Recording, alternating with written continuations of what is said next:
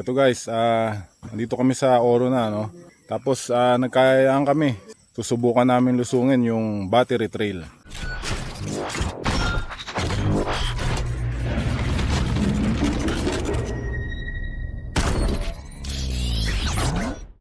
Ang Luha Trail o Battery Trail ay matatagpuan sa Puray, Montalban, Rizal. Ito ay may habang 2.5 kilometers at 90% nito ay puro lusong. Ang trail ay nagdudugtong sa Sitio Makaingalan at sa Sitio Kabuuan.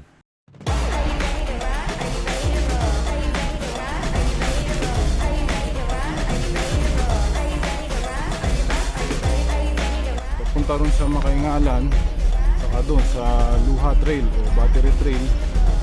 Ito yung isa sa matatarik na ahon na madadaanan nyo.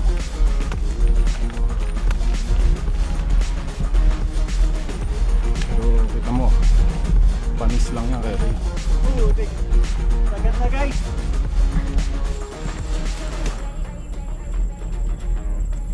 Ito pa guys, yung isang matarik na ahon dito papunta ron sa Makaingalan.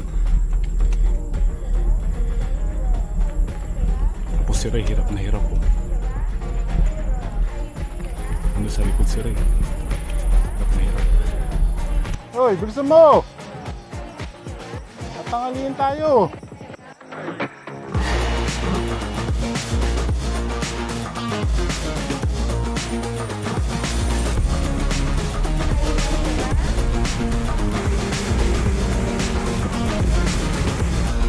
Guys, ang ganda ng view. Punta dito yung Mount Parawagan.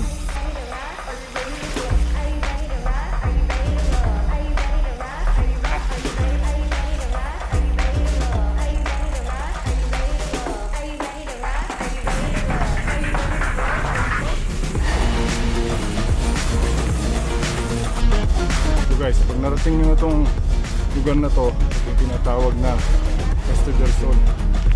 Tapos malapit na rito yung entrance ng Luha Trail o ng Battery Trail. Ito guys, dito sa location ko, ang ganda oh, matatanaw nyo yung Dead Man's Trail. Ayan yung highest point ng Dead Man's Trail.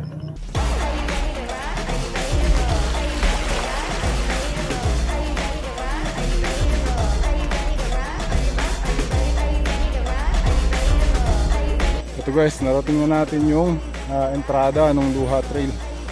So doon kami nang galing kanina yung sa Oro. Tapos ito, pag dediretso mo ito yung papuntang Makaingalan proper. So, tara, saan natin?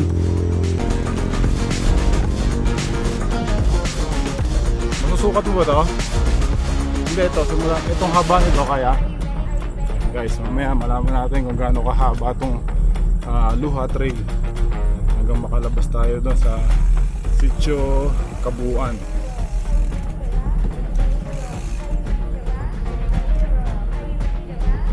Dahan-dahanin lang natin para ma-appreciate natin yung flow ng trail. At saka syempre iwas na rin sa distraction kasi hindi naman natin to kabisado. Enjoyin lang natin yung trail saka yung mga view na makikita natin dito. Mamasa-masa ang lupa kasi umulan kagabi. Dapat nga hindi kami matutuloy ngayon dahil hanggang kaninang umaga umaambon-ambon pa. Pero nung nasa Oro na kami at lumitaw na yung araw, ayan, napag-desisyon na namin na ituloy na rin ang Luha Trail. Ito tayo ngayon, Puputek. Si Ray nasa likod lang yun kasi binibidyoan ako para kung sakali daw masemplang ako. Pero siya video, may pang content siya. Galing no? Tarik!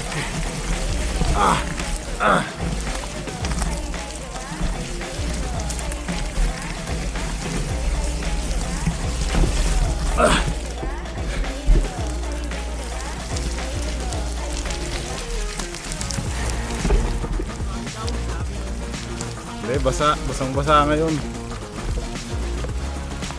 Kaya guys, di na umiikot yung gulong ko. Teka lang ha. Ang kapal oh.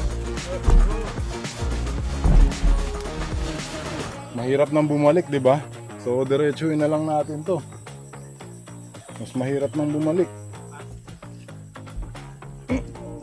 Ang bigat.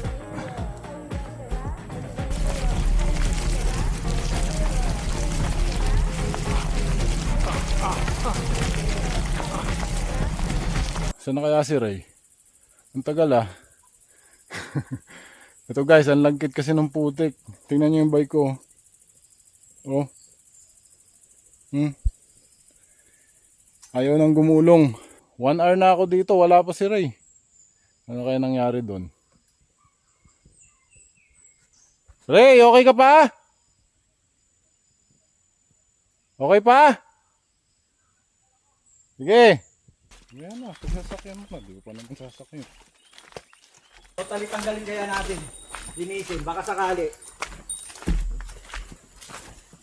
Kasi Doon na, sa may tubig. saan tubig? Ang layo pa eh. Lapit na.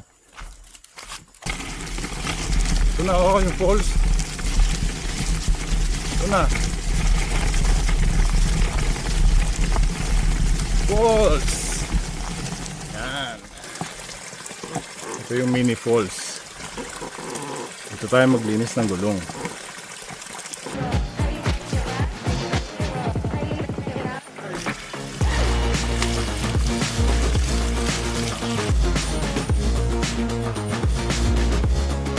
Pagkatapos namin matanggal ang putik at malinis ang aming mga gulong, ay mas mabilis na ang aming casing.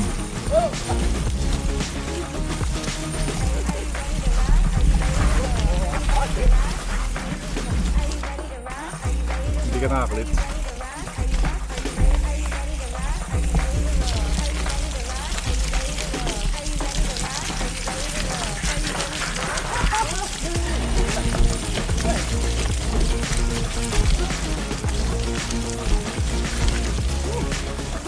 Balancing pa more. Oh, lalim. Ano nangyari? Sabi sa Oro, nandito daw kayo. Grabe oh. Oh, talaga siya.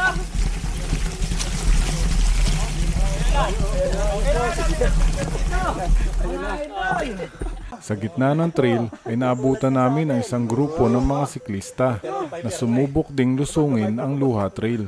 Nako. Nako. Ayos lang yan. Video yan, master. Pwede ka sumayaw. Get out.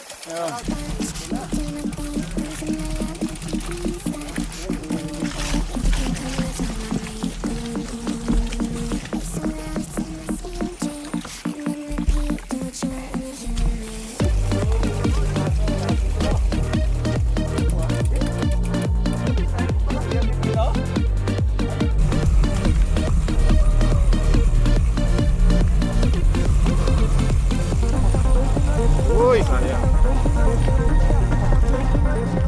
Cambio.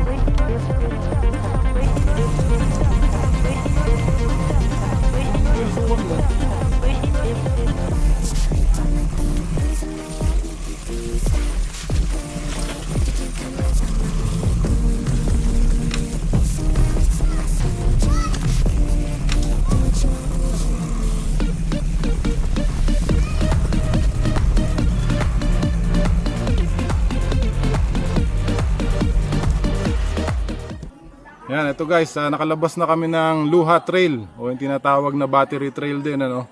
Dito na ako sa Sitio Kabuuan. So, dun yun. Dun kami nang galing. Tapos ito, yung diretso, ito papunta ron sa Puray Falls.